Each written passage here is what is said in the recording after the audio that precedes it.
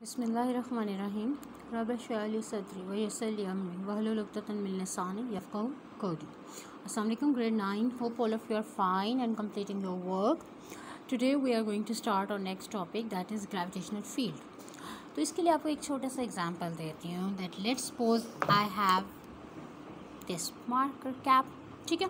If I will throw it, it will move downwards towards the earth.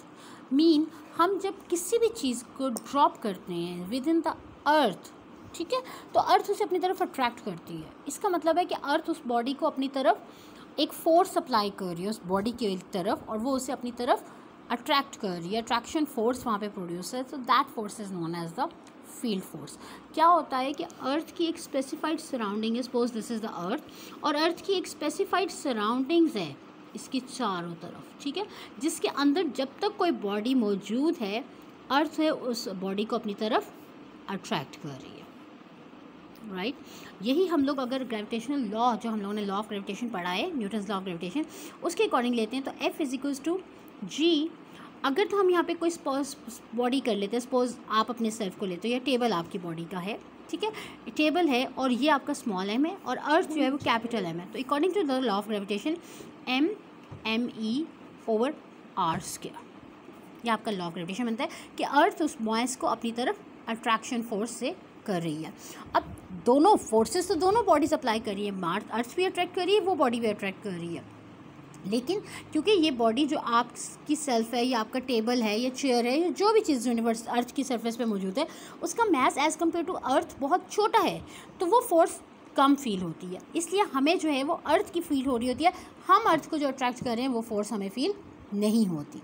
Right अब हमारे पास क्या हो जाता है कि ये क्योंकि अर्थ की एक सराउंडिंग में है और फोर्स हमने क्या पढ़ा है कि फोर्स हमेशा क्या होता है कि अगर हम किसी के ऊपर अप्लाई कर रहे हैं, ठीक है, हम उसे मूव कर रहे हैं, हम उसमें टच कर रहे हैं, तो वो फोर्स अप्लाई हो रही होती है. लेकिन यहाँ पे जो फील्ड फोर्स है ये क्योंकि एक सराउंडिंग्स में मौजूद है, इसके ऊपर कोई आप बाकायदा टच नहीं उसे कर रहे, बॉडी को कोई अर्थ जो है वो अपनी तरफ खींच नहीं रही, हाथ लगा के खींच नहीं रही है, धक्का नहीं मार रही, लेकिन वो अर्थ जो वो बॉडी जो है वो उस फोर्स को महसूस कर रही होती है. सो ऐसी force is known as the field force. ये बॉडी के साथ इन कॉन्टैक्ट नहीं होती. एक चीज़ आ जाती है. दूसरी बात क्या है कि इसकी डायरेक्शन हमेशा क्या होती है, towards the centre of the earth. ये हमेशा towards the centre of earth रहेगी, पहली बात. दूसरी एक और चीज़ इंपॉर्टेंट कि जैसे जैसे हम अर्थ के करीब हैं ये फोर्स ज़्यादा हमें फील होगी, हम अर्थ से दूर जाते चले जाएंगे, जैसे जैसे हम दूर होते चले जाएंगे ये फोर्स जो है ये आहिस्ता आहिस्ता कम होती चली जाती है. राइट इसके साथ ही जो gravitational force per unit mass होती है कि जितना ज़्यादा मास होगा किसी भी बॉडी का उसको उतनी ज़्यादा ग्रेविटेशनल पुल महसूस हो रही होगी. Right that is known as the gravitational field strength.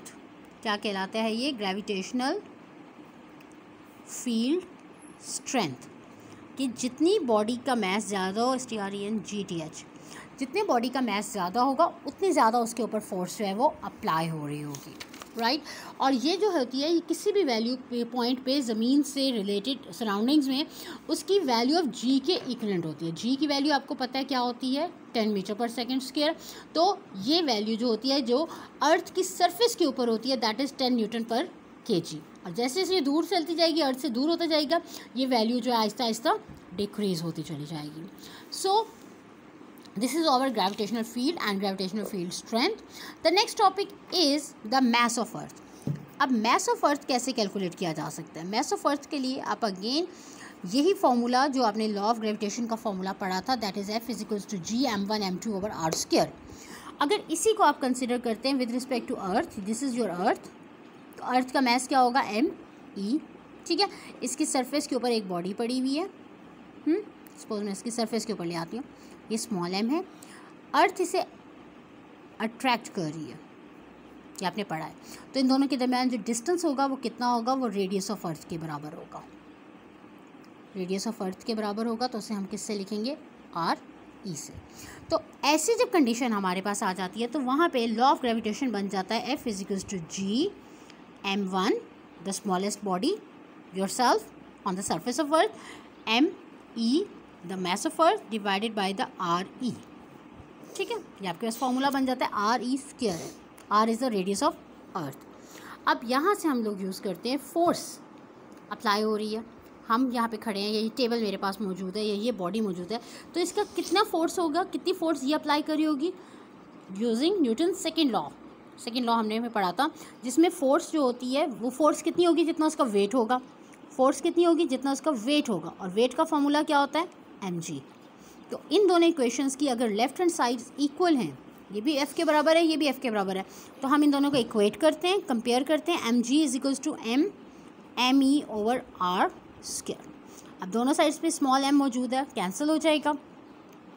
g आपको पता है सबको वैल्यू कि g की वैल्यू क्या होती है, कांस्टेंट होती है, कैपिटल G की वैल्यू भी कांस्टेंट होती है, रेडियस ऑफ अर्थ भी कांस्टेंट है, तो यहाँ से हम लोग मास ऑफ अर्थ कैलकुलेट कर सकते हैं, that is g r square over capital G।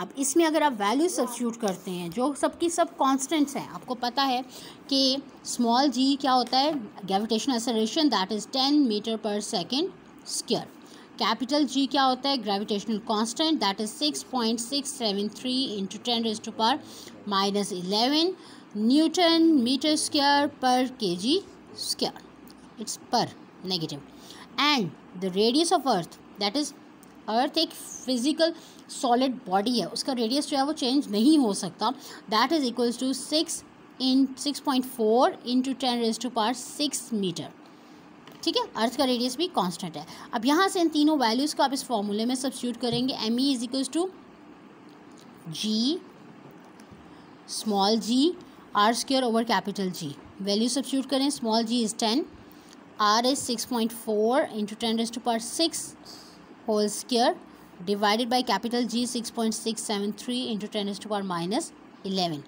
तो हमारे पास जो इसको सॉल्व करते हैं and we got our answer that is 6.0 into 10⁻24 kg।